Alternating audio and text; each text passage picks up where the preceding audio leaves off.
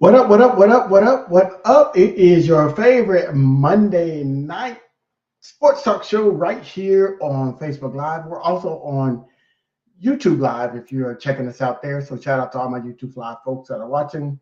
Um, this is Dr. Oui E Talk Sports, where we give you news and information that'll make you smarter at the water cooler every other week. We are moving into peak season. We're in the preseason for the NFL, and we know once the NFL season gets started, we'll have plenty, and college football too, plenty, as we say in the hood, plenty to talk about. We still have plenty to talk about this week because the preseason, we've had the second week of games. We're starting to see some of the players come out. They stick their head out like it's Groundhog Day, see if they're shadow, and then they go back to the sideline and do sideline, interviews. We know we're not going to see anybody next week. So we pretty much saw who we was going to see in these first 2 weeks because nobody's going to play. If they're going to make the team, they're probably not going to be on the field next week. They're going to field enough, but it's going to be, like as we said before, backups and bums all next week.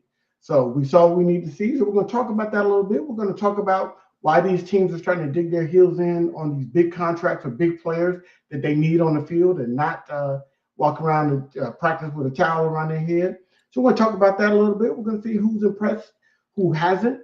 And we're going to give both of us an opportunity to kind of shake up our thoughts with regards to where we think teams are going to finish after watching a couple of preseason games. So, as you know, I'm not here by myself. I've got my fantastic co-host, Dr. Woody Brown, here as we are going to talk about all the sports news that you can use to make yourself smarter, to sound right, and to sound like you know what you're talking about when you're talking to your folks at work, when you're talking to your friends at the sports bar, or whatever you're doing.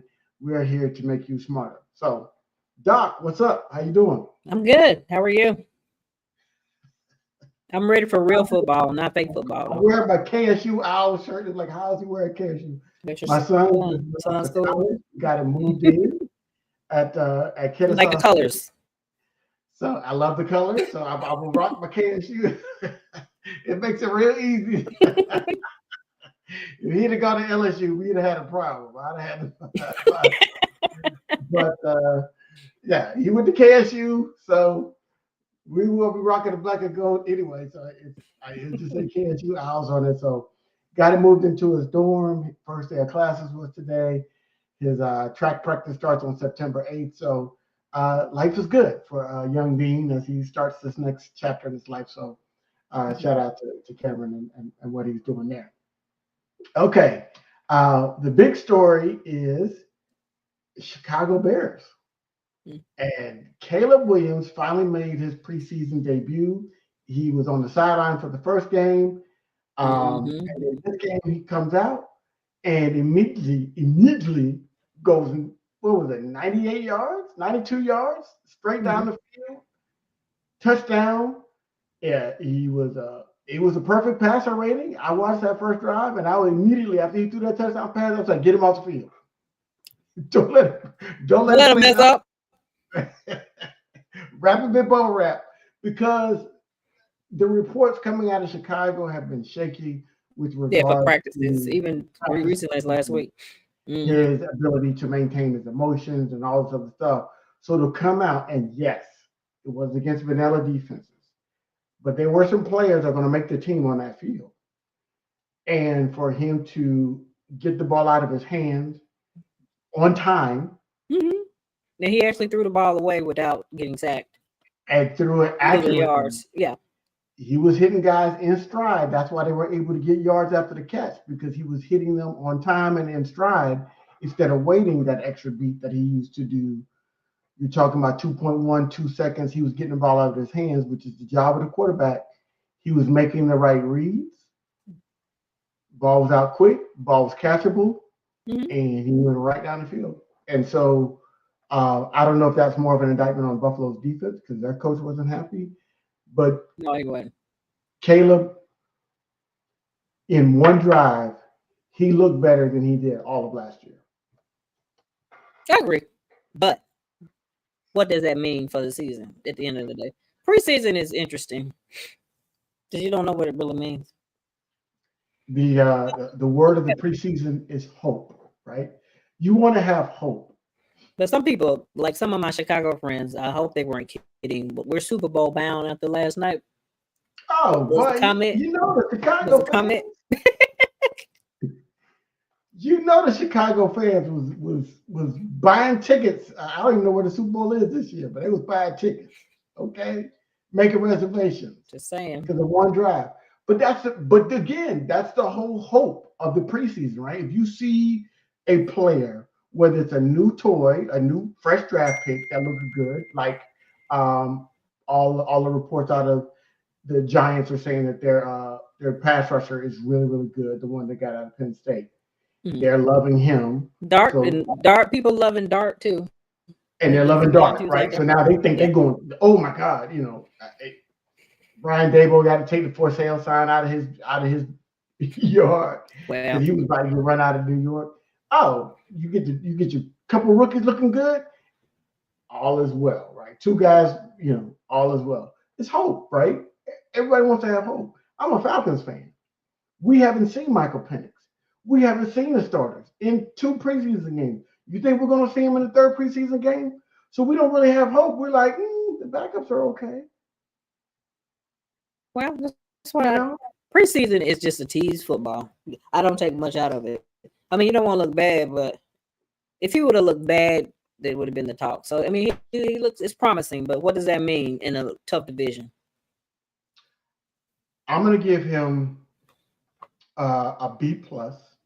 No, I'll give the drive a solid A. Not an A. Well, it's an A plus. The drive was fantastic, but I'm a downgrade it because he wasn't playing the most exotic defenses. They were running cover 2, cover 3, really basic vanilla stuff, rushing for maybe 5. I mean, and the line did their job, and he did his job, right? So give him credit for that. And we're talking about Caleb Williams if you just joined us.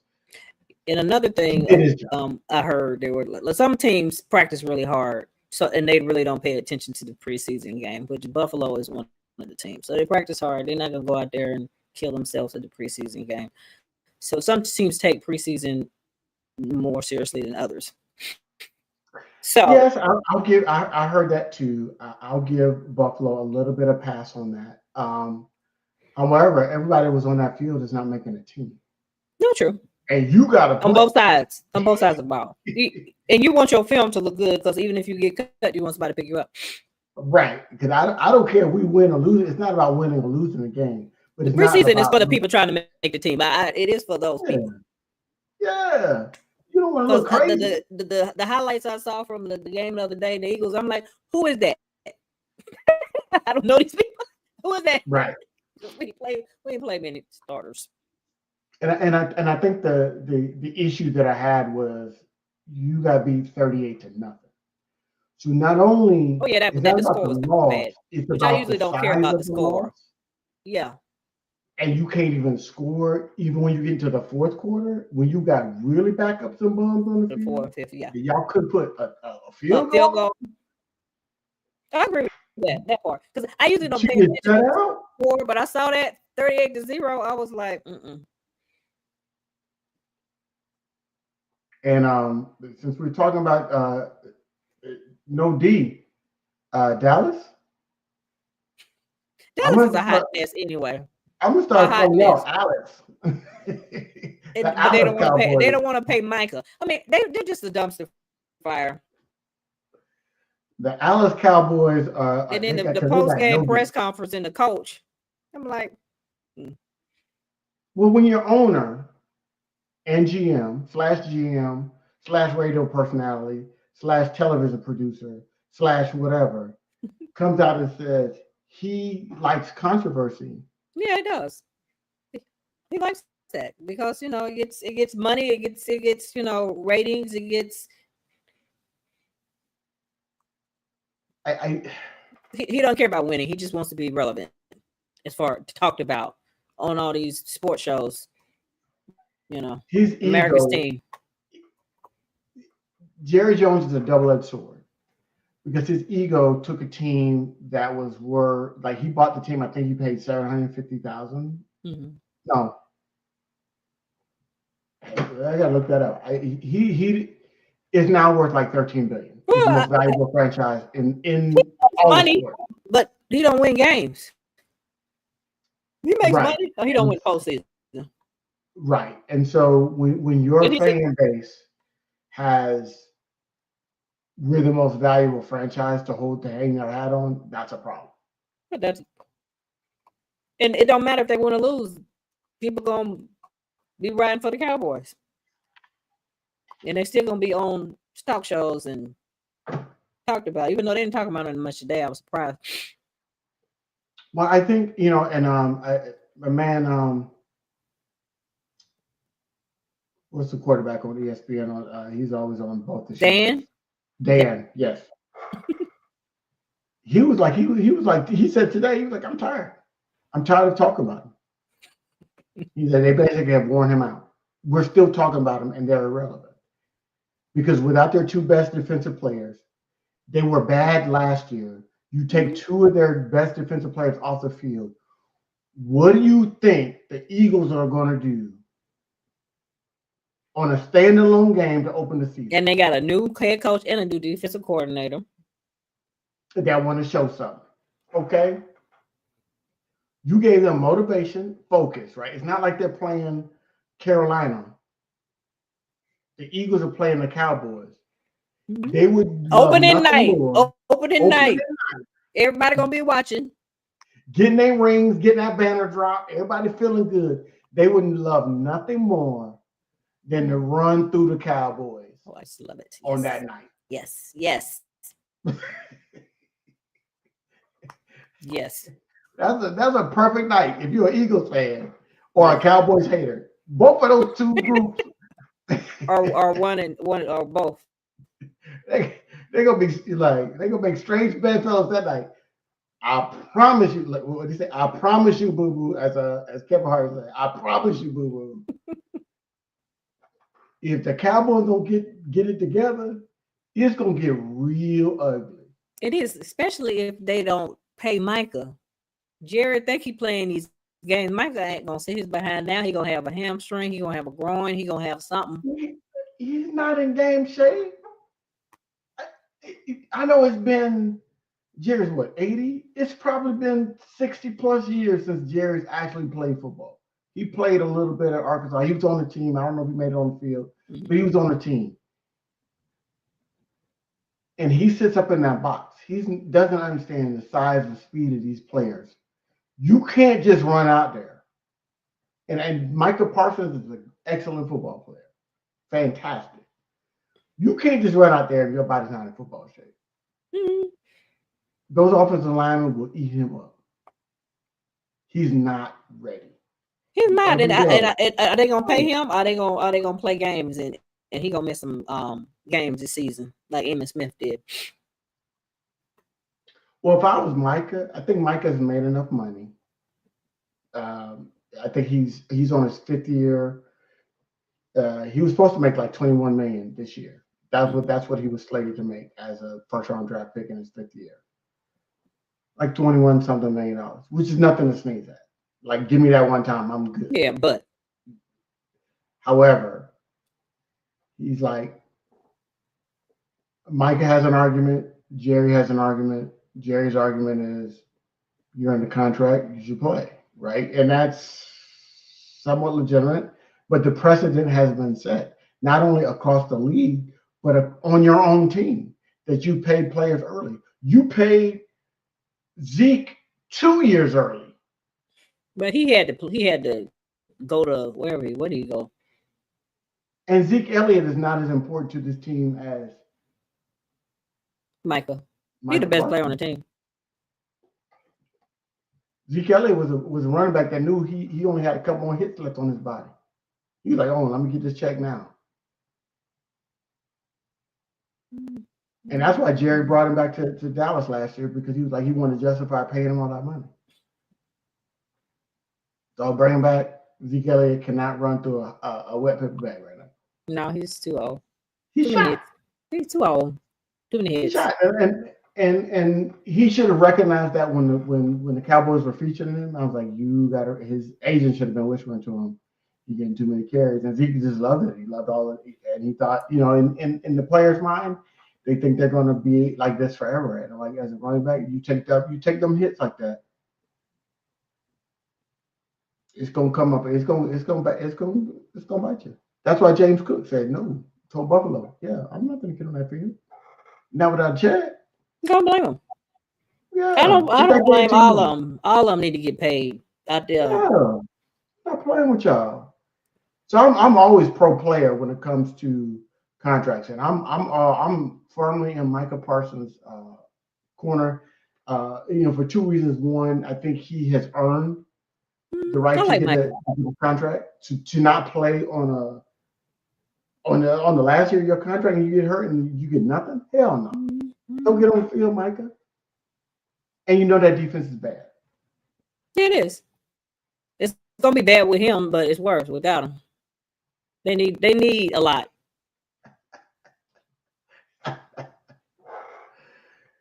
I'm trying to turn the volume up. I don't know. I switched my microphone. I plugged it into my computer. I'm trying to. He says it says my volume's still low. So I'm. Let me see if I can switch the microphone. But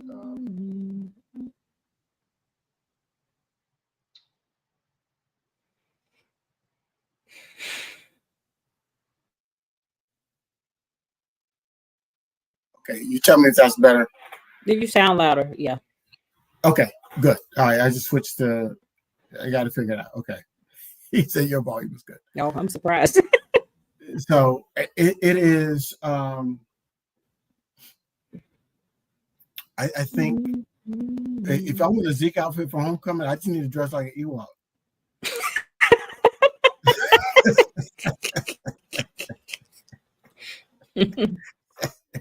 Cause y'all know that man look like an Ewok. He look like he stepped right out of the Star Wars movie. Okay.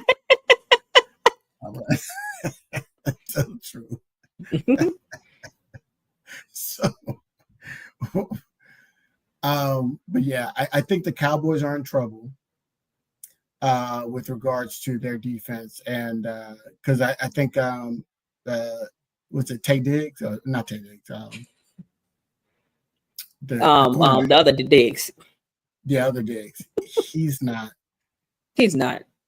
He's not happy, and he's not healthy or not playing. So you got two of your best players on defense. Your two best players on defense out. And he got paid early. Remember when he had that 11 interception season? Guess what? Jerry went ahead and paid him. He did, right? And that was 2 years early. That was early. It was early. I don't know what kind of game. I think Micah may be trying to put Micah in his place because Micah's a little outspoken. He's not like Dak. He's not PR. Dak is a walking corporate toe the corporate line kind of guy. He says he's Michael's not that person. You want your quarterback to be mature, right? Yeah. And even as hood as my man in Baltimore, Lamar. He's hood as it comes, but he's mature. He is. I love Lamar. He is very mature. And so when you put him in front of the mic, he may not say it the most eloquently, but he's not going to put that team, not going to say anything to put himself or that team in jeopardy. He's not. And they know that. And that's why they keep giving him more money. Because they're like, and I'm sure Harbaugh, especially when Harbaugh loves the president, Harbaugh and Lamar are on two different wavelengths, but when it comes to football, they're right in sync. So I think Trayvon Diggs, that's right, Trayvon Diggs, that's his name. Stefan's their defense is going to be trash. Yeah, their defense is going to be hot garbage. It's going to be hot. And I don't wonder how good their offense is going to be, honestly. With Dak, they're going to be decent. Dak and the two receivers are going to keep them in games as long as the offensive line holds What about up. the running back? I mean, they don't have a running game. Zero. I don't think they. I mean, I don't. They're going to be better with last year because Dak was out half the season, but I don't think they're going to be their usual doing their regular season. They usually are halfway decent. I don't think they are. No, they won't win 12. Like Dak has averaged 12 wins. That's true. And that's Jerry's fault because Terrence, we just said that they don't care about winning. They pay people too late. They don't care. Yeah, they do. Yeah, they don't care about winning. Because if they cared about winning, they would have paid those guys early before the price tag went up. They wouldn't wait till the last minute to pay them. And then the price tag is up. And then when the price gets too high on those guys, you can't pay nobody else. You can't get nobody else. Yeah. And do you trust Jerry and Stephen Jones to pick players that are good backups? No. They're good in the first round. I'll give them that. Their first round draft picks have been typically pretty solid. But after that, they want me. They care about the marquee. They don't care about the substance. It's a Tyler Perry movie. That's the best way I can describe the Cowboys. They don't care about the substance of the film, but they keep selling out because they create a lot of buzz, and they're faithful fans. They got faithful fans. And the trailer is hot. You ever watch a Tyler Perry trailer? You want to go see that shit. It is. Like, even his bad movies, you want to know what happens. You want to know what happens. You want to know what's going to happen in this dumpster fire of a movie. Terrence, you ain't got to worry about them catching. Yeah, you ain't got to worry. Dude. Can they make it to a NFC championship? You talking about a Super Bowl? Win a playoff game at home. Just like, shoot. Win a playoff game at home. You let Green Bay come in and embarrass you a couple years ago. That game was just embarrass awesome. You. That was an awesome game. Awesome. Let me tell you something. Now I'll tell you the story. I was in Kentucky. I was in Lexington, Kentucky, watching that game. And it was the Sunday before Martin Luther King holiday. I'll never forget it because I was there and there was a big breakfast I was going to on Martin Luther King holiday. So I was in Louisville. Yeah, I'm at a random sports bar there near my hotel in Louisville. Nothing but Cowboys fans in there. And I was giving them the business. I was giving them the business so much. I was laughing so loud that I left early because I thought some of them might get mad at me. One and done. Yeah, that was great. I was skiing and we had a little watch party. Woo! That was a great game. Made my day. Oh my God. It was comical. And to see Dak's face, like he was so shook, I was like, he ain't got it. Not in the playoffs. He ain't got it. He doesn't have it. Well, he doesn't have it. Yeah, I blame everything on Jerry, which is I blame everything on Jerry. When Jerry couldn't get Jimmy Jones and fired Jimmy Johnson, a guy that he went to college with, the guy that he had the longest relationship with, that lets you know that Jerry's ego was bigger than his intelligence. Oh yeah. And you can't have your ego be bigger than your intelligence, because if that ego is ruling out stuff, you're always going to fail. And that's what's happening. Yeah, it's been 30 years one since then. Yes. It's been 30 years of failure since he decided that he needed to be the face of the winning. And that was really what it was about. Because they were like, oh, Jimmy Johnson, he could not stand it. His ego could not stand the fact that those players played for Jimmy and he was writing the check. And he couldn't share the spotlight. That's why he hires these passive coaches. And ever since then, except for the one time he hired Bill Parcells, and Parcells told him, go sit up in the box and let me run this team. And he got rid of Parcells. So he's had two coaches that were worth a damn. And when Parcells made that, if you want me to cook the food and let me buy the groceries, you remember that comment? And Jerry was like, nope. and they got rid of Bill Parcells, and they've had milk toast ever since. Average as grits. I'm saying, and I'm talking about the grits that they don't put the salt in the water when they're boiling it. So you know how bad that is. When they ain't got the salt in the water, you know you're supposed to put the salt in the water. Average as grits, okay, and be hellified in the regular season. They 12-5. Mike McCarthy went 12-5 3 times. 12-5. That is a fantastic record for a football coach. It is. I don't think they're going to be 12-5 this year. What was his playoff record? Oh, it's bad, but before him, their in-season record. But it's going to be work. They're not going to have that this year. I don't think. No. They may not even make it playoff. And this is all depending on if the offensive line is halfway decent, and Dak is a serviceable quarterback. Yeah. Dak need a little help. He's a serviceable quarterback, but without a running game, play action is not going to work. Oh, man, he needs some help. Damn, you said 6-11?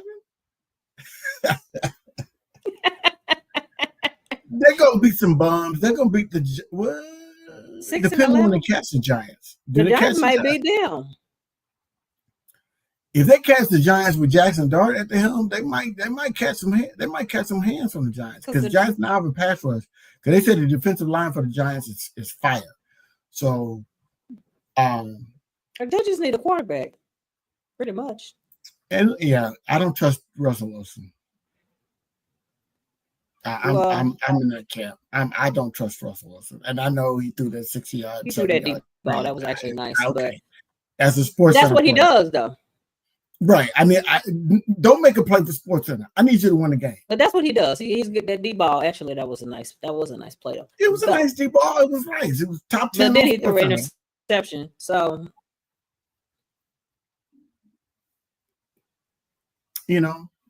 and Terrence, to your point, if the Commanders don't get their head out their ass and sign Scary Terry, they're gonna have a problem this year. Because he catches all the deep balls. And that's how they win. That Hail Mary, that's how they win. The deep ball at the end of the game. That's what And who has the most contested catches in the NFL? Yeah. Let me tell you something. It's 2 words: Terry McLaurin. Mm-hmm. Why are you paying Deebo Samuels a beat up number 2 receiver and you're not paying your number 1 guy? I don't know. It don't make sense. But that's the thing that doesn't make the most sense. That right there. What about that and the Bengals? What about the Bengals and their defense? Because their defense is bad with him. Just think how bad it's going to be without them. They're going to have to score 50 points if they're trying to win the game. Oh, yeah.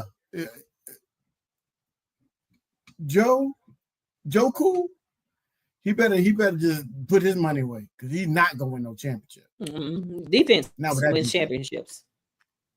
Not with that defense. Yeah, you need the defense. And okay, let's keep it a whole buck. That defensive end is good, not great. However, he's the best you have. However, he has he's got the numbers to support. He got the stats. The salary. So I'm like, yes. Would he be the first defensive end that I'd be like, I want him on my team? No. He'd probably be like 6. But they have nothing. They have nothing. He's their defense. He is their defense. They need to be playing. Somebody need to be pumping Whitney Houston throughout their whole practice. I have nothing if I don't have you. Okay, that's the whole song. That's the only song they need to be pumping in practice. Whitney Houston, over and over again. I have nothing if I don't have you. Okay, Trey Hendrickson need to be texting it to him. Why? What do they have? The defense was bad last year with him, and he led them in sacks. What do you have? 17.5 last year? Correct me if I'm wrong, Terry. 17.5 with nobody on the other side. He's still getting sacks. He's getting double teamed, still getting sacks. I'll give him that. He's top 10 defensive end in the country. Led the league. Yeah. He led the league. 17.5 is leading the league numbers on a bad defense. Yeah, that's what he is, the defense. Like, what do they have without him? Nothing, for real. Nothing. Yeah. And the reason, and he owes some of that money to Joe Burrow and the offense, because you only get a chance to rush a passer is if the game is close and the offense was scoring points. So they had to the other team had to keep throwing, right? The other team had to keep playing all of their plays, because if their defense was so bad, if you get about 2 or 3 scores, you start running the ball, you don't get a chance to get sacks. So the fact that the offense was scoring points and keeping the games close, he had a chance to keep rushing the passes. So he owed a little piece of that check to Joe Burrow. But he still was making the plays, and he still was getting the quarterback on the ground, which is not easy to do, right? And so I give him that. So the fact that they're choosing not to pay him, they are Jerry Jones without all the bullshit. They're just like, we just want to be – they paid the 2 receivers. They paid Joe Burrow. We're going to score a lot of points. People are going to come see us. We're going to make our money. But they don't care about winning. But they should do, because Joe cares about winning. You wasting that man's career. Yeah, Joe cares about winning, but it's like the Browns don't. The Brown family doesn't. Is that the name of the family that owns it? The family that owns the Bengals. Yeah, I think it's Brown. So, yeah. No, Terrence, that's a good question. Can you name anybody else on the Bengals defense? You can hold the gun in my head right now. No. And they just drafted somebody in the first round who had I think he had 4 sacks. I don't know why they drafted that dude, but hey. Yeah, I don't know what they're doing, because Joe was going to get fed up and go on leave. They got they said they have the smallest scouting department in the entire NFL. I saw that. So that's what you get. You get guys with 4 sacks. He's big. I mean, come on, man. I'm just saying, and they're in one of the toughest divisions in the league. And Joe, with all his stats, I mean, if they were winning games, he would probably be the MVP, doggone it. But they lose. He would have been. If they made the playoffs, they didn't even have to win the Super Bowl. If they'd have made the playoffs last year, Joe Burrow was going to win MVP. He had a better season than Josh Allen. He had a better season than every other quarterback other than probably Lamar. But they lost. But they're losing. But they were terrible. They were bad. It was Lamar, Joe Burrow, and Josh Allen. Those are the 3 guys that had the best season at quarterback last year. And people had Lamar fatigue because he won it twice. And Joe Burrow didn't even make it to the playoffs. So by default, because you saw they made Lamar first team all NFL. And he said that has only happened twice in NFL history where the MVP wasn't first team. So you got the MVP in Josh Allen, but Lamar Jackson is first team. What does that tell you? They wanted to give it to Lamar, but they had fatigue. And he doesn't really do too much in the playoffs. So he's got to work that out this year. So I'm mildly pulling for the Ravens, and it's just because I want the narrative about Lamar to change. I'm pulling for Lamar or Josh. I just don't want Pat to go back. I have Pat fatigue. Well, as my man Ric Flair always said, to beat a man, you got to beat the man. Hey, we beat the man. We beat the man. I'm just talking about the AFC folks, We beat the man last year. We beat him down in the Super Bowl.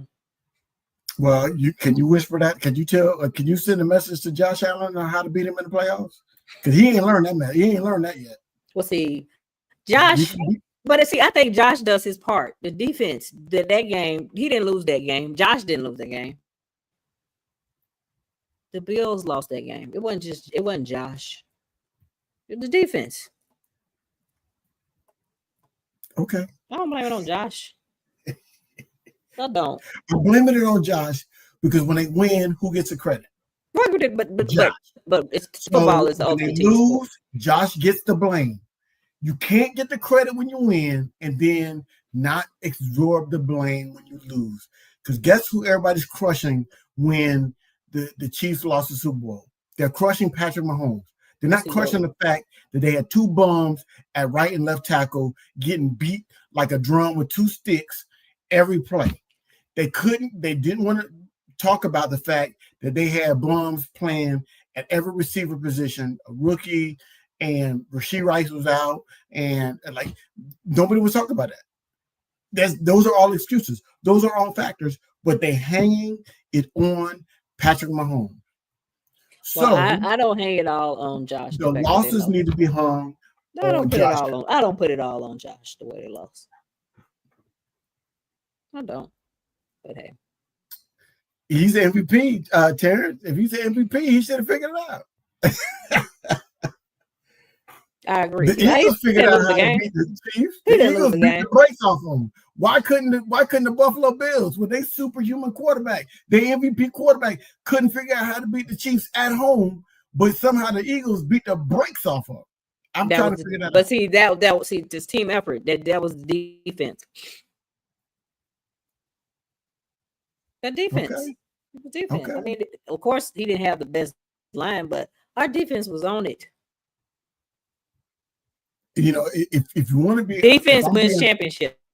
If I'm being honest, I think the Buffalo Bills offensive coordinator called they had a bad game plan in the second half. First half they were fine. Second half, I don't know what the hell they were doing. They should have been giving them a steady dose of James Cook, because James Cook was giving it to him. He was. And they stopped going from James Cook, and they kept trying to, and then they just sat on Josh. And I'm like, why are you not giving the ball to James Cook? Because remember that first drive in the second, I think it was the first drive in the second half. They went right down the field and scored a touchdown because they gave it to James Cook 5 out of 6 plays. That's true. Screen passes, handoffs, and Josh threw one play to somebody else. They went right down the field, hot knife through butter, scored a touchdown. Then after that, it became the Josh Allen show. And I was like, that's on the ego of the offensive coordinator. Because if you see James Cook can't be stopped, guess what I'm finna give it to you? I'm finna give you. Give it to him until somebody can't stop him, yeah. Till they can't stop him. Mm-hmm. You about to make me mad because you about to make me bring up that Super Bowl with the Falcons. Because Devontae Freeman was giving it to the Patriots the whole first half. 77 yards on the ground, first half, giving it to him. Did we see him in the second half? No. Because somebody offensive coordinator got in his ego.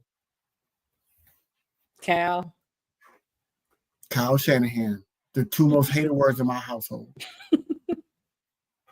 Okay. And just like I said, Terrence, you about to lose a friend right now, Terrence. Look here. And that's why I said earlier in this show, when your ego outweighs your intellect, you've got a problem. And Kyle Shanahan's ego in that game outweighed his intellect. When you're up 28-3, I'm taking the air out of the football. We running this ball. True. We're not gonna snap it. Tom Brady, when you're playing Tom Brady, I was mad at y'all because I wanted Tom to lose. Tom Brady needed time. Terrence, you could tell me 28-3. What was the final score? What was the final score? It went to overtime. Tom Brady had time. Tom Brady, but if you throwing the ball and you getting incompletions, you're giving Tom Brady more time. Run the ball. True. That's how you run out the clock. That's how you run out the clock. 28-3. You up 25 points. You up. Yeah. But what was the final score of that game? What year was that? You about to make, but no, that wasn't the final score because no. Well, I'm trying to see what it went to overtime. I think, and they scored a touchdown on that first drive. They got the coin toss. I know the game like it's yesterday. I don't know the final score because I blocked it out. It's blocked out of my memory. I just know 28-3 was halftime score. But no, I think it was like 36 because they scored a touchdown. They didn't have to kick the field goal. It was like 37-31 or something like that. We should have won the game because the Julio Jones catch should have ended the game.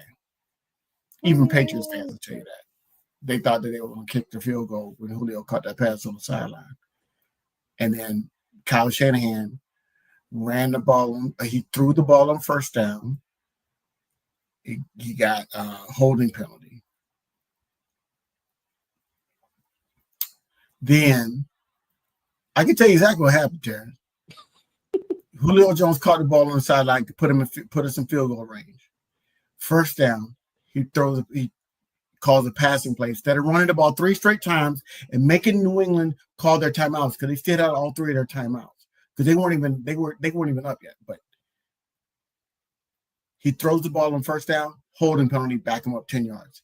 He throws it again on second down. They were still relatively in field goal range. Mm-hmm. He called a passing play on second down on a replay of first down, sack, loss of 10 more yards. That pushes them out of field goal range, right?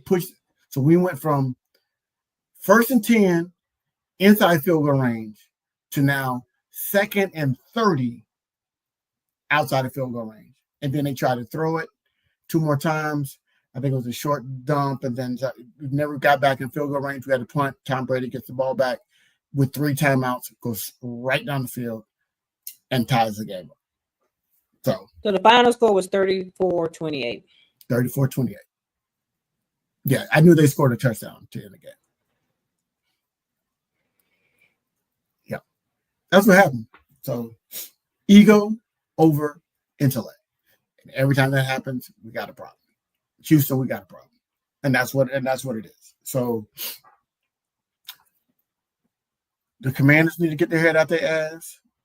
The Cowboys need to get their head out their ass. And the Bengals need to get their head out their ass. I think the Bears are rightfully optimistic. I think they might be going a little bit far in terms of thinking they're going to win the division, but they are rightfully optimistic in terms of the way Caleb Williams looks. Now, there is a thing, and this is a statistical term. This is where you're going to sound real smart. So y'all need to get out your pen and pad right now. It's called regression to the mean. It's an economic term, right? And so that means is we cannot expect somebody to play at their optimal level every time. What is their baseline? The mean. We know that the mean is the average, right? And so what we're hoping is that with the new coach and the new offensive coordinator and the new coaching staff, that we can push his average up. But what Caleb Williams did last night was so superior to anything he did last year. We're like, oh, he's going to play like this all the time. No, he's not. Regression to the mean. So what we hope is that because of training camp and preseason and all the work that Ben Johnson has been doing, that his mean is higher. So therefore, when he does regress, it's not back to last year's level, where he's running in the sacks, holding on to the ball too long, all of the bad stuff that he was doing. We hope that when he regresses, it's just okay, and that's correctable. But Caleb Williams, I think he's got to, let's just hope he doesn't regress all the way back to what he did at USC the last year and last year in Chicago. We'll see. It was not good. It's what their Monday Night Football, right? Their first game. Yeah. If I'm Jaden Daniels, I'm texting my GM. It's Terry. Every morning the GM will wake up with a text message from me. Have we signed Terry yet? That's what I was texting every morning. That's a security blanket. What you mean? Linus without a security blanket? Come on now. I think people were dazzled by Jaden Daniels and didn't really watch those games that they played last year and realize how important Terry McLaurin was to those victories, those last minute victories, fourth quarter comebacks. Those deep balls. Those contested catches that Terry McLaurin was pulling down. One of them other bums, it was Terry McLaurin. So when it was Terry. Don't get excited. Don't get excited. I mean, I love Jaden Daniels and I want him to be successful. I want him, when I saw the little clip of him and Juju, I thought that would be a cute little power couple in sports, right? Him and Juju, I thought that'd be cute. But that notwithstanding, don't get too excited and think Jaden is going to continue at that level without having his number one receiver there. Yeah, for Debo not it. Debo's not it. Debo's not it. And can you name that running back? Somebody name the running back for the Commanders. I don't know the running back. Exactly. Mm-hmm. The two people you know on that offensive team, you got Jay Daniels, Terry McLaurin, and the tight end, the old man tight end that used to be an Eagle. That used to be an Eagle. Yes. And he's on his last leg. The only reason why he's playing this year is because they had a good season last year. I guarantee you he would have retired. But he's like, oh, this little quarterback can extend my career. I can keep getting checks. Mm-hmm. Exactly. Gadget. Debo's a gadget. Yeah, he is. He's a gadget player. He worked well in San Francisco system when he wasn't injured. Because I'm going to tell you what I would do as a defensive coordinator. If I don't see Terry McLaurin, I'm walking everybody up to the line of scrimmage. Because I'm not scared of none of those other players to beat me over the top. Not now one of them. That's true. We walking up. That's true. 3 yards. I want you 3 yards. Press. We're like cover 0. We're going straight man. Now we won't go man because you got to turn your back, and Jaden is a threat to run. We're going press, and we're running cover 2, cover 3, sitting in them zones. So it's not happening. Get Terry, and then now he's been sitting out so long. You only got less than 2 weeks before the season starts. Soft tissue. Yeah, it's gonna be a hamstring, groin, calf. Oh, that's right. There's a Monday Night Football game tonight. I was gonna put on. Commanders and Bengals, right? Let me run that back. But yeah, it's ridiculous what's happening with these teams. So I think in recap, I think Caleb had a good showing. I think so, but who knows what it will mean in the regular season. Here's the last question of the night. And Terrence, this is for you too. How long do you think the honeymoon in Pittsburgh is gonna last? You think it's a honeymoon right now?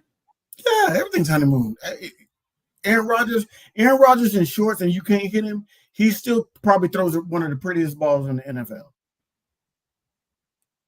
He's been one of the best passers in NFL history. I do not doubt his ability to throw the ball. But this is not football in shorts. That's why I'm like, exactly. But they have a honeymoon. Everything's sunshine and roses coming out of Pittsburgh. Oh, everything's great. They love Aaron. He's great. You got even what's your boy from Pivot? Your former player from Pivot. He was his biggest critic. Remember him and RC got into it last year. Now all of a sudden he's saying, "Oh, Aaron Rodgers looks great. He looks like." Everybody's singing Aaron Rodgers' praises right now. Let them fuck around and go on the three-game losing streak. Yeah, I'm talking about Aaron. See, I don't think. Well, I think the Steelers are going to be baseless, but the Steelers are always a little bit above average. The scheduling guys love the Steelers because they always give them a workable schedule early, and then they give them something hard late. So by midseason, they'll probably be somewhere like they were 5-2. One thing when they like 5 or 6-2 at one point last year, and then they went on that, and then everybody thought Russell Wilson came in, he started winning games. Your boy that's stinking up the joint in New York was winning games.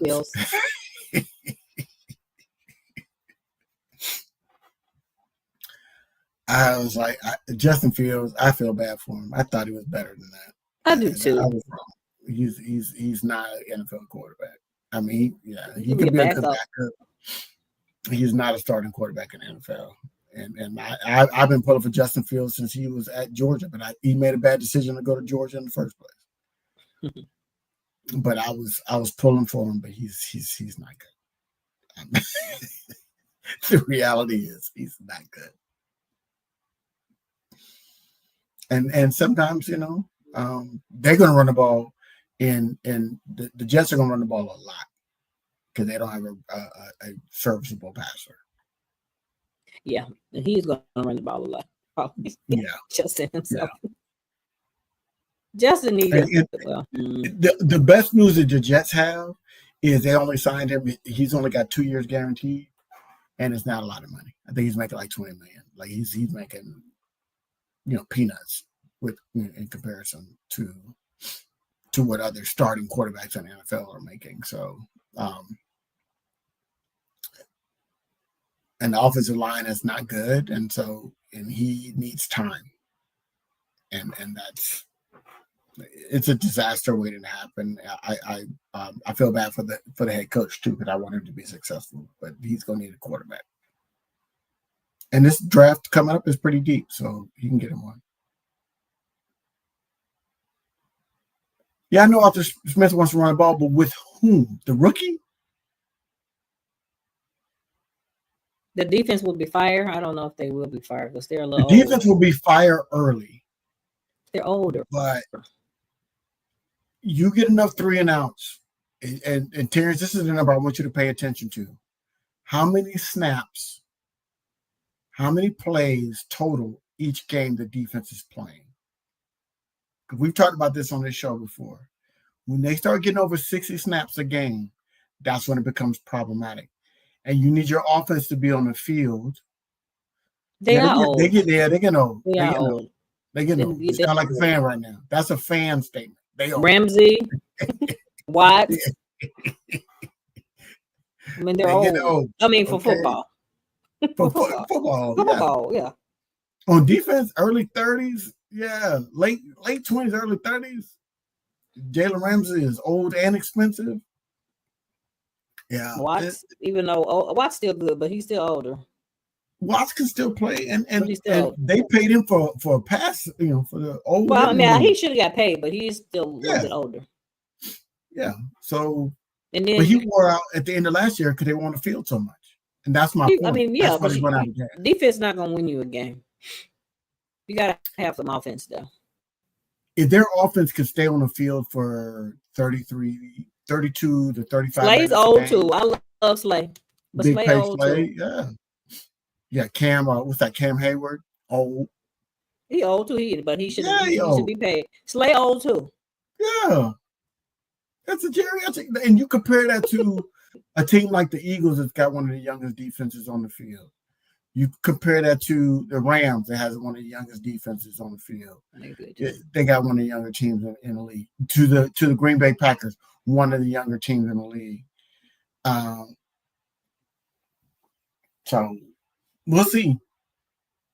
But here's the problem though, Terrence. Your oldest players are your best players, and they're gonna run out of gas. True. Even with us, we got rotation, even with young players. Yeah. So when TJ Watts comes off the field, it's a noticeable difference on that pass. It really is.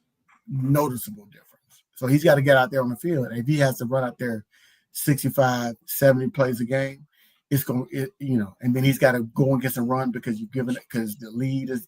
Because they got the offense don't score enough points to. Yeah. Give and they're going to run the ball right at him. He got to take that on. It's going to wear him down. Because that's what I would do. I get a lead against Pittsburgh. I'm putting tight end on his side. Where's TJ? Tight end, roll up. I'm motion him over. We run it right at him.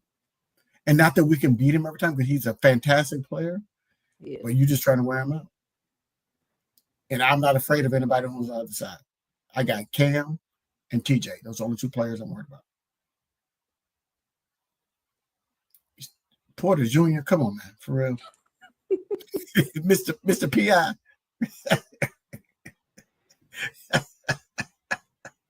I want the Steelers to do. At least I want them to beat the Bears when they come to town. Nah, I want the Steelers to do well. I like Tomlin, and I know Terrence is the Steelers right now. Yeah, I mean, I like the Steelers, and I like the Steelers. When they come, I want them to win when they come to Chicago in November. This is more my head than my heart. My heart wants the Steelers to be successful, even though I'm not a fan of Aaron Rodgers. I want the Steelers for Tomlin's sake. Like Tomlin. You like Watts. And I liked a lot of the players on that team. I want them to be successful. I love Slade. Haywood. Because I'm tired of the narrative about Tomlin and his ability to win, because at least he's won one, and there's been a lot of coaches in this league that have been retreads and been coaching for years and only won one, aka what's your boy in the Raiders? Okay, he's 70-something years old, and he only got one championship. Okay, so I'm not, the Steelers are consistent. He would have two. Pete Carroll, he should have two. He would have two if he wouldn't. Who would have called and played in the Super Bowl? That's the theme of today. That's the theme of today's show. When ego gets ahead of your intelligence, you got a problem. Okay, the ego wanted to give it to Russell Wilson, and now let that man beast mode. But let beast mode get that could have changed the whole trajectory of Tom Brady's career. The defense will be top 5, but that does it mean anything? What does that mean if you're going to have another year without a playoff? If you're not winning, like that, the same thing with Joe Burrow and all his stats. If he's losing, what's the point? And here's the thing, and all fans do this. So Terrence, it's not just about Steelers fans, because the Cowboys fans have been doing this for 10 plus years. They have moved the goalposts in terms of what they consider to be successful. Winning games. Going to the Super Bowl. That should be basically the goal. So the Cowboys are now all about regular season. They don't even talk about it. If you talk to a Cowboys fan, they don't talk about the postseason because they can't. They know they suck. They haven't talked about it in 3 decades because they can't. Oh, but we 12-5. Okay, we 12-5. What that mean? Jesus? What that mean? And y'all sitting at home on the couch early. Right. Watching. Tomlin. And so the narrative for the Steelers have been Tomlin's never had a losing season. What does that mean? What does that mean in the grand scheme of things? You're trying to win a Super Bowl. You're not trying to preserve this never losing season record. When you start hanging your head on that stuff, that becomes problematic, because you're like, that means your fan base is saying, hey, we don't trust y'all to win us a championship. And no fan base should be like that. None. Okay? I think y'all will make the playoffs. But the successful season for the Steelers will be 2 playoffs. Let's make it neutral. What? The Buffalo Bills fans, they haven't won a Super Bowl. They've got the MVP. They went to 4 straight. They got a whole lot of stuff that they can hang their hat on, and they haven't won a Super Bowl. They haven't. So I won't hear nothing from the Buffalo Bills fans. I don't think y'all need to get rid of Tomlin. You got to be silent until you win it. At least Tomlin got a trophy. I don't think y'all need to get rid of Tomlin, but that's my opinion. Oh yeah, Tomlin. But who you gonna replace him with? Thank you. And then I don't think it's all his fault. I'm not a fan of firing coaches. I blame some of it on the GM and the OC. Ask the New York Knicks what it's like to fire a coach without having a succession plan, or having a replacement in place. They was asking everybody to come try to coach the Knicks, and they were like, "Nah, we're good." No, that's a shame. We're good. They went to go get Mike Brown, and not that Mike Brown's a bad coach, but he was not their top 10 choice. Big, like there's 6 or 7. They was asking everybody. Jason Kidd. They even talked to Don Staley before. They talked to Don Staley before they talked to Mike Brown. They talked to Don. Think about that. No succession plan. They called up Tom Brady. Terrence, I agree with you. I think the message from Tomlin is getting old. I think he lasts for about half a year. That's why they always start off so well. And then after a while, it's like, if he starts, the standard is the standard. But sometimes, you think you're getting better, you're getting worse. But see, man, y'all be losing forever and be like, I remember when we didn't have any losing seasons. They're not making enough adjustments. That's the one thing I've noticed about the Steelers. Tomlin has gotten so rigid in what he believes works. And this is what happened with Seattle, that they had to get rid of him, is that you become too rigid in what you believe works because it's worked for you in the past. Jerry Jones is the same way. This is where football has changed. Yes. If you're not adjusting to what the game is, Arthur Smith's offense is not innovative enough. Nope. And that's what they need. They need better offensive part, and they need players. They need some better offensive players. And I think the Bears last year, figured that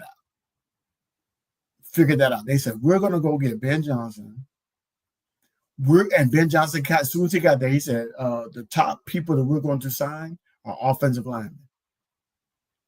We're not signing splash players. We're not signing players that everybody's going to be drafted on their fantasy team. I need a center and 2 guards to protect my quarterback. And you saw it last night, 38-0. Preseason. Quarterback so clean, didn't have to wash his uniform after the game. Preseason, though. But yeah. 38-0. Okay. He just folded his uniform or took it off, folded it up. I'll wear that next week, coach. Don't worry about it. Just for breeze it. Just for breeze it a little bit. I ain't got to watch it. Just for breeze it right quick. And I'm good. Untouched. Okay. I don't think so, Terrence. Even with Pickens there, they need more. Not anymore. They need a run game and lineman, if nothing else. Yeah, they replaced Pickens with somebody that was going to be more expensive. $30 million for a guy that can run go routes. Okay.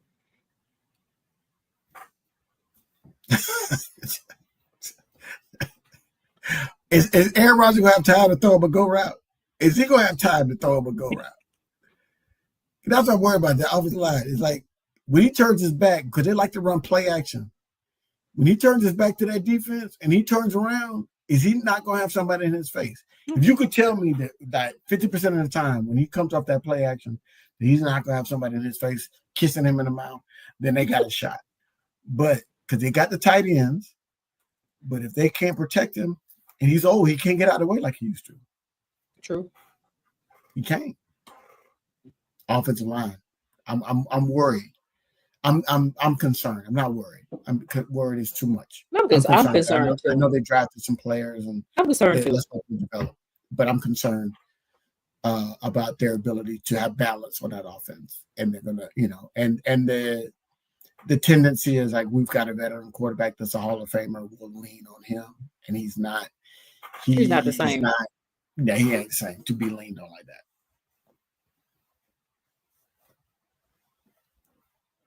But that's my point. That's my point. You're making a point. It's a young group. I need all pros. Yeah, you do. You need that. You need a line. You win at the line of scrimmage. Yeah. Yeah. So, ask the Eagles. Best offensive line. Ask the Lions. Best the Lions line. too. The Lions too. Lions too. The two best offensive lines in NFL were the 2 best teams going in, and the Lions got caught in the playoffs. I think by the Commanders, but that offensive line solid. Eagles offensive line solid. They got a 2,000-yard back. Saquon is special, but he wasn't special. That's special in New York because the offensive line was terrible. True, in the quarterback. He was okay. He was good. Everybody knew he was good and could be good if he played behind the line with it. And if it wasn't for Saquon, Daniel Jones would be a lot worse than what he already is. Exactly. In 1 year. Think about that. Saquon played in New York for what, 4 years? Mm-hmm. And everybody knew he's good, but that line.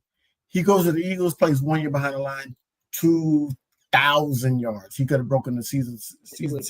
Played the last game. Could have broken it, but he's like, I'm good. 2,000 yards, jumping over backwards. Jumping over ninjas backwards. Yeah. That's how good he felt. This is great. Okay. He was throwing a tiger up in that bitch. Okay. Like, oh my God. He didn't know what to do.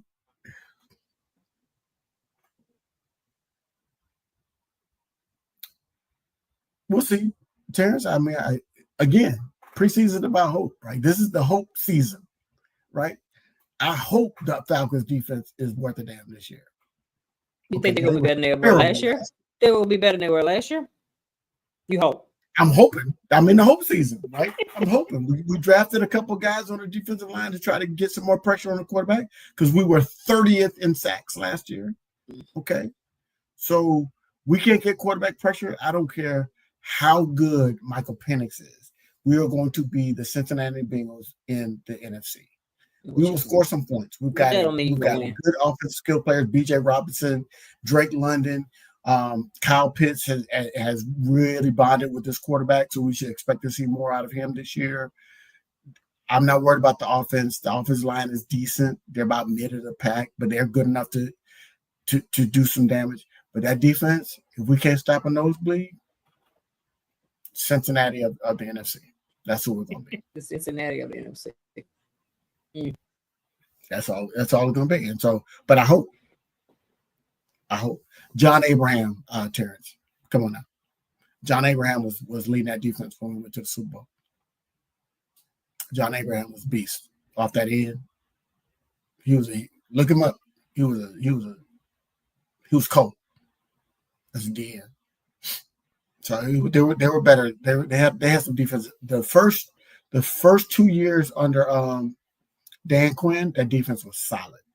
That's how they made it. And then so they gave Matt Ryan plenty of time. We had Julio. Those teams were really good, but those defenses were solid. They were decent. They should have gone to the Super Bowl when they went to the Super Bowl against the Broncos. That was Minnesota's year, and their kicker fucked it up. Minnesota was the best team in the league that year, and they didn't even make it to the Super Bowl. They fucked around and excuse my French, they messed around and let the Falcons beat them in the NFC Championship game, and it should not have happened. And I'm a Falcons fan, but we all know that was a Randy Moss, Chris Carter,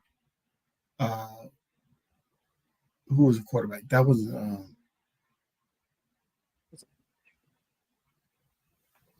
that the old Eagles quarterback, or was that the younger guy that took over for him? I think it was a younger guy. Yeah, I think it was a younger guy. But that year, that Vikings team went I think they were 15-1 in the regular season. Y'all forget how good that Vikings team was. We thought it was a foregone conclusion. They were going to the Super Bowl. And everybody wanted to see the Vikings offense because they had Robert Smith in the backfield. I remember they had him in the backfield running the ball. Chris Carter, they were good. John Randall on that defense with the crazy white boy as well. That team was fantastic. And they looked right past the Falcons because the Falcons weren't supposed to be there. And they let the Falcons hang around and get confidence. And the Falcons won on the last second field goal at the end of that game and went to the Super Bowl. And everybody wanted to see the Broncos defense against that Minnesota offense. That's because the Broncos had the best defense that year, and Minnesota had the best offense. Everybody was waiting for that Super Bowl, and the Falcons.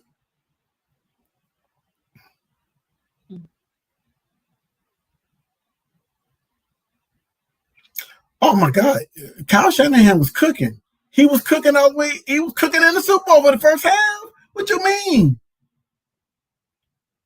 Yeah, I said John Abraham was the last pass rusher we had. I said that. I said it out loud. John Abraham was solid. Okay. Yeah. And yes, was his numbers inflated? Yes, because you're right. We were putting it on folks. Julio was giving it to folks. Julio. We had Devontae Freeman in the backfield. Oh my God. Alvin Crumpler was at the end of his career. There was what was that white boy tight end name? We was giving it to folks. And Kyle Shanahan was in his bag as an offensive coordinator. You didn't know what was happening. It was left, right. Had Matt Ryan doing play action slow at it. He was slow foot. It was bad. Yeah. But he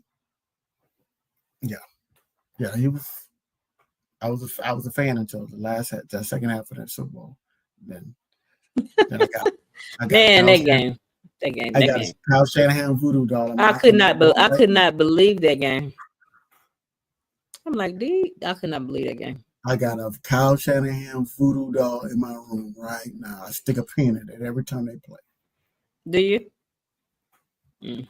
He gets the Sealy treatment from me. Until you do right by me. But yeah, he was good actually. Gonzalez. So. Oh, that's right. We had Tony Gonzalez. We had the Hall of Famer. What you mean? Mm-hmm. He couldn't catch no more than 15 yards, but he would catch that ball every time he threw it. Like,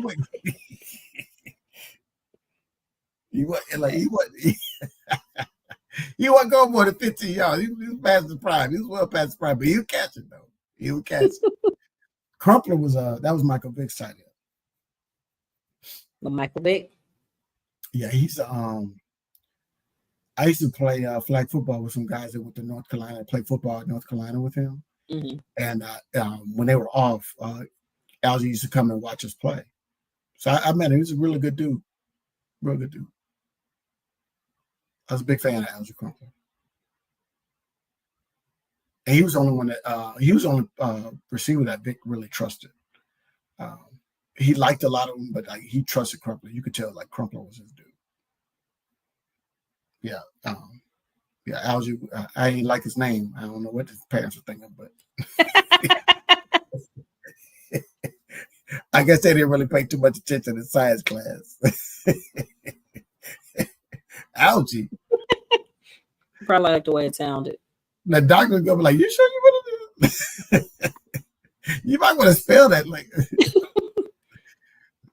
Oh yeah, John Abraham. Yeah, I met John Abraham in Columbia because he went to South Carolina, and randomly I was in Columbia because my family's from Columbia, and we were at this bar, and John Abraham was sitting in the corner, real cool dude, chill. John was real chill, straight shooter, wasn't pretentious, none of that kind of stuff. I liked Donovan McNabb. He was a cool dude too. He used to hang out at the 12 Hotel at Atlantic Station. It used to be hot here in Atlanta.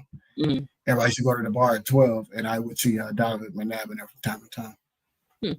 And he'd just be sitting at the bar, just chopping it up with folks like a regular person. He didn't have no entourage. It'd just be him. So, yeah, I like Donovan McNabb a lot. Really, really down to earth dude. And the fact that didn't really like he could live in the spotlight, but you notice like once his career is over, he shut it down. He's not like he did a little media and he was like, nah, I'm good. And just when he made enough money, he's living his life. Chill. Yeah. He's chill. Like and he always had that vibe, like, good sense of humor. You go to the strip club. What? Yeah, I was texting each other when we were going. Oh. Yeah, those were the daytime strip clubs though. Yeah, and the Pink Pony. Yeah. That's the Pony is a strip club. Yeah. It was called a Pink Pony. The only thing I didn't like about the Pony was the only thing I didn't like about the Ponies, they would let people. That was back in the day. They would let people smoke inside. So that strip club, people could smoke cigarettes inside. I was like, nah. You come out, the Pony smell like an ashtray. Like other strip clubs, they would let you smoke cigars, and so that was fine. But cigarettes, I was like, I ain't get down like that. And it'd be too bright in there. It was like Pony was kind of more this side of your hand than that side of your hand. Oh. And the lights would be up too low bright in there. Even at night, he'd be like, hold up. I'm like, you need to dim these lights a little bit. Be like in the club when it was over there. Oh my God, they'd be like a Walmart up in that bitch. Like, hold up. It was like, wait a minute, y'all selling shoes? Y'all. Like, why it got to be so bright? Why does it got to be so bright in there? I like Onyx. I need to be dim up in that. Even in the daytime, I needed to be dim. What's that big one down south? What's the big warehouse down south?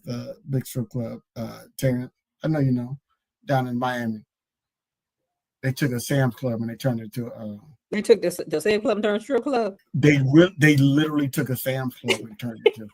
Terrence about to put it in there. You about to give it to him. What's the name of the big one down in like Miami, Fort Lauderdale?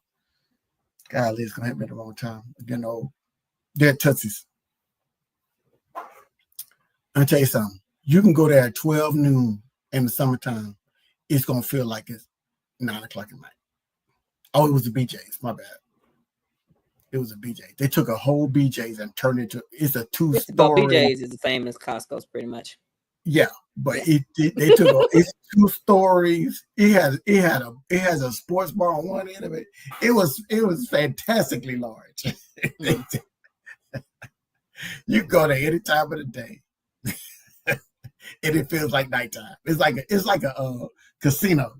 It don't matter when you walk in, you feel like it's nighttime. It doesn't matter. You come out, you're like, wait a minute, it's 3 o'clock in the afternoon. Yes, because when you're in there, it feels like nighttime, and that's what you need. I bet it is. But yeah, y'all. So do you the very last thing before we let y'all go is, are you going to change any of your prediction in terms of who wins the divisions? No. Not from preseason. You? I think that the only thing I would shift is I think the Colts are going to be really bad. But you already thought the Colts were going to be bad. I thought they were going to be bad, but they're going to be dead last in that division. I think I was picking Jaguars to be last in that division, but after watching Daniel Jones and Anthony Richardson, they can't scrape one quarterback out of the two of them. They're going to be hot to garbage. And I feel bad for Shane Steichen. So maybe Shane Steichen can go be Pittsburgh's new head coach. I don't think they'll fire him. Because Shane Steichen can coach. He can. He can't coach without a quarterback. Jalen. He can't coach without a quarterback. And he hasn't had a quarterback since he's been in Indianapolis. They are bad. So, I feel bad for Shane Steichen because,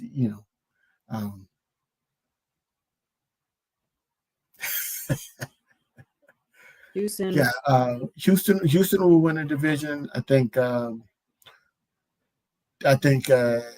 if Jacksonville can get it together, if Trevor Lawrence can stay healthy and get it together, I think Jacksonville will be second in that division, and then Tennessee will be respectable. And then Colts will be the last. They don't have a second option at wide receiver, and that's going to be the problem for the Titans.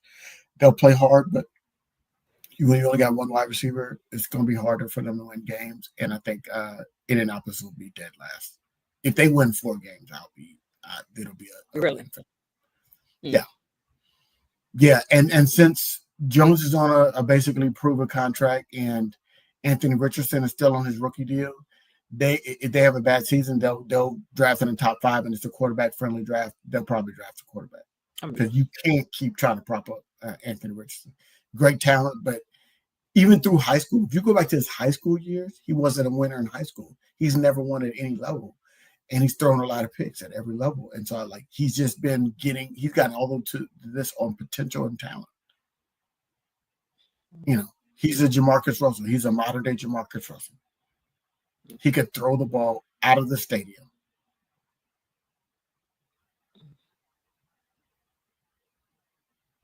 But Terrence would put Indy ahead of Tennessee, but yeah, I like him more better than I like the 2 bombs in Indianapolis. That's why I'm picking Tennessee ahead of Indianapolis. Not that they're going to be good. Neither one of those teams is going to be good.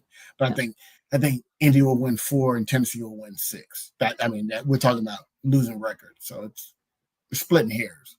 But after watching both of them stink it up in the preseason against bad defenses, against backups and bums, and vanilla defenses, and they still can't score a lot of points. They still, they have flashes. When you start playing the real defenses and start playing some real starters, it's gonna get real ugly real quick for both of them. And I think they're gonna start Richardson because they're like, well, we invested and we drafted him. That's only gonna be because he hasn't won the job, and neither has Daniel Jones. Daniel Jones is what we thought he was. So when the Giants drafted him 4th overall, we're like, what did they see? And guess who was right? We were. The rest of us were right. We're like, why are y'all drafting that bum? But hey, I was pulling for the Falcons to get Justin Fields instead of Michael Penix, and I was dead wrong about that. Woo, Lord. So glad we didn't do that. Maybe Fields might have been, I don't know, who knows, better if he actually had an offensive coach? He needs to go back up Jalen Hurts. That's what he needs. No, I don't think so. Yeah. He's not going to play. Jalen doesn't get hurt very often. He misses 1 game, 2 games. And he'll play behind the offensive line that he needs. That's my only reason why he needs to play behind Jalen. And they play a similar style. Jalen is a much better passer in the passing game because he actually can read defenses and throw people open. So he's better as a passer. But that offensive line is what Justin needs to play behind because then he can – because he's got 2 good receivers and a tight end, that one of them is going to be open because he can't throw anybody open. He can't throw with anticipation. He does not throw in timing. So you need an offensive line that's going to give you time and a running game. And that's what he needs. He needs the Eagles' offense. And so he's not going to supplant Jalen Hurts, so he can go be a backup for Jalen. Or he could go be a backup for Lamar Jackson.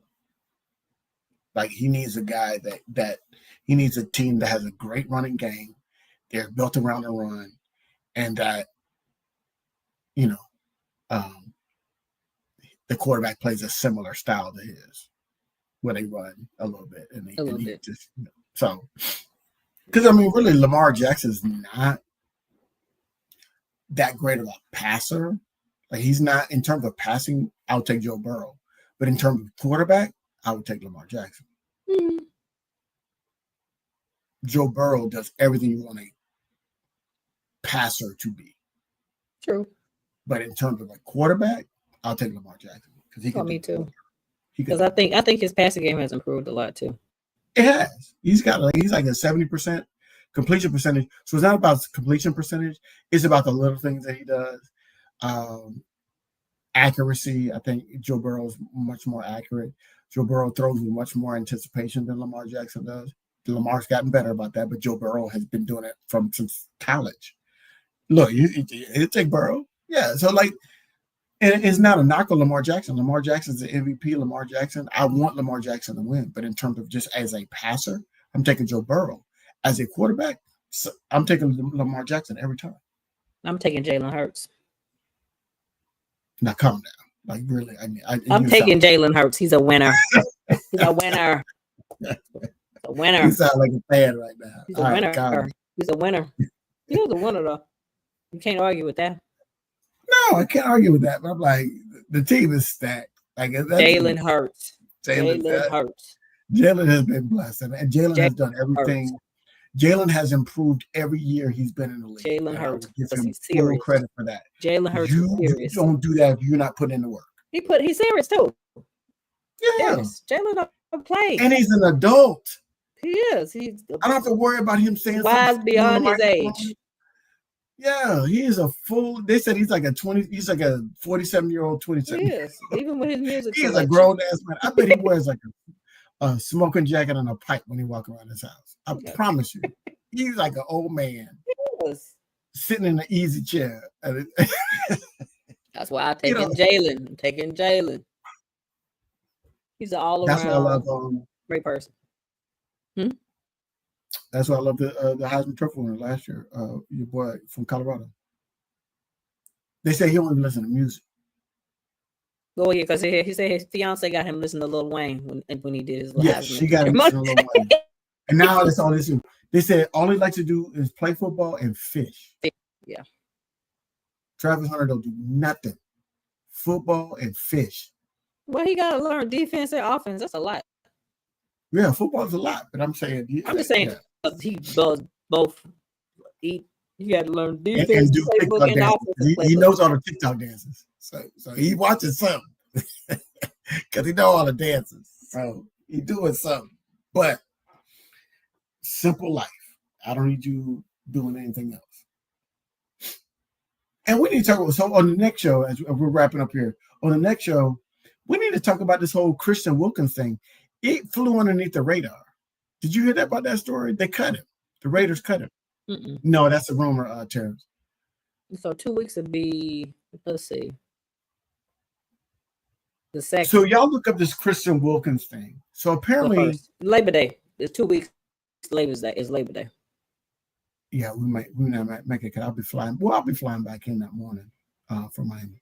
Yeah. So apparently, Christian Wilkins two things happen.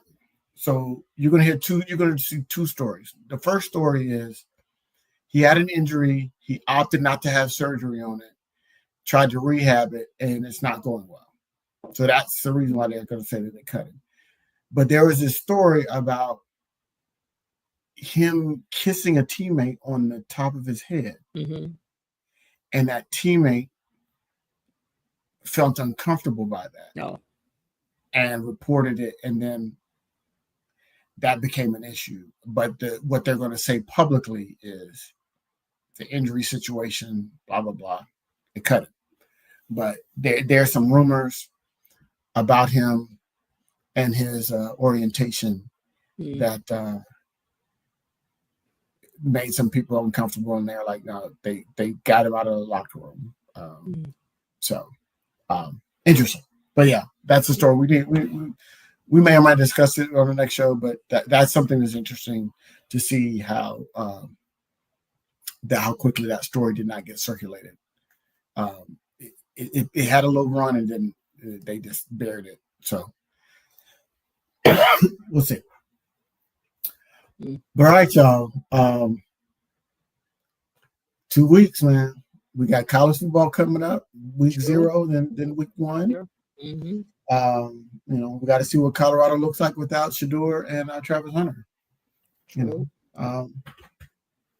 We'll see if Deion can really coach, or was he just coaching, NFL players. So we'll see. We've got questions about Ohio State. Are they going to beat Michigan? They've lost 4 straight times, but they're the defending champs. Is Arch Manning everything that they're trying to hype him up to be? So there's some good stories. Will James Franklin in Penn State figure out how to get out of his own way and win? Or is he just becoming the Marty Schottenheimer of college football? So there's a lot of questions. Will Kirby Smart modernize the Georgia team and what they're doing and match what's happening in football? Because he's, I think college football is going to pass Kirby Smart if he doesn't change his ways. He's got good players, but the offensive scheme, and they're not good. No, it's about all the defense. With Dabo's team, so there's a lot of questions and Clemson, a lot of really big questions. Texas. In college LSU. football. So, yep. He's ready. Can Notre Dame do it again? Can Marcus Freeman do it again? Or was he one and done like a Duke basketball player? So there's a lot of questions in college football, which gives it a lot of buzz and excitement because there's nobody you can just hang your hat on that you say, oh, this is the best team, even with Texas, because you've got a quarterback that's unproven and they've got good players all around. They got a quarterback that's unproven. So we'll see. It'll be good to watch. But I'm looking forward to college football as well. But we'll see y'all in a couple weeks. We'll let you know if we're gonna get there on the 1st. I'll be back. So I'll be back too. Yeah. So we should be back on the 1st, and we'll have a little football. We'll have a lot of football. We'll have college and pros to talk about. So we'll be good to go. Well, all right. Good night.